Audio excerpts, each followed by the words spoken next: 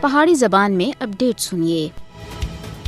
5 فروری 1993 جد Kashmiri scholar doctor محمد قاسم فقتو کو مسئلہ کشمیر دے اتے اقوام متحدہ دی قرارداداں دے اتے عمل درآمد دے سیاسی مطالبے دی وجہ تھی گرفتار کیتا گیا سا۔ 13 نومبر 1967 وچ سرینگر دے زال ڈگر علاقے وچ پیدا ہونے والے ڈاکٹر فقتو سن 2016 وچ قید دے دوران ہی اسلامک سٹڈیز وچ پی ایچ ڈی ڈگری حاصل کیتی۔ انہاں دی دختران ملت دی سربراہ آسیہ اندرابی دے نال شادی ہوئی۔ ڈاکٹر فقتو سن مسلم لیگ دے سربراہ اور مسلم دینی محاذ دے چیئرمین دے طور دے اتے خدمات سر انجام دیا ہیں۔ مقبوضہ جموں کشمیر دے لمے ترین سیاسی قیدی ڈاکٹر قاسم فقتو سن 5 فروری 2024 میں غیر انسانی اور غیر منصفانہ قید دے 31 سال مکمل کیتے ہیں۔ مثالی عزم دے مالک ڈاکٹر قاسم فقتو پچھلے 31 سالاں تک قید و بند دی سہولتاں برداشت کر رہے ہیں۔ ڈاکٹر قاسم فقتو دی 31 سالہ غیر منصفانہ قید مقبوضہ جموں کشمیر وچ بھارت تے ناانصافی اور متعصب قانون دے نظام اور اس دی کٹ پتلی عدالتاں دی عکاسی ہے۔ ہزاراں بے گناہ کشمیری جعلی مقدمات وچ بھارت دی جیلاں وچ بند ہیں۔ مودی حکومت کشمیری سیاسی نظربنداں دی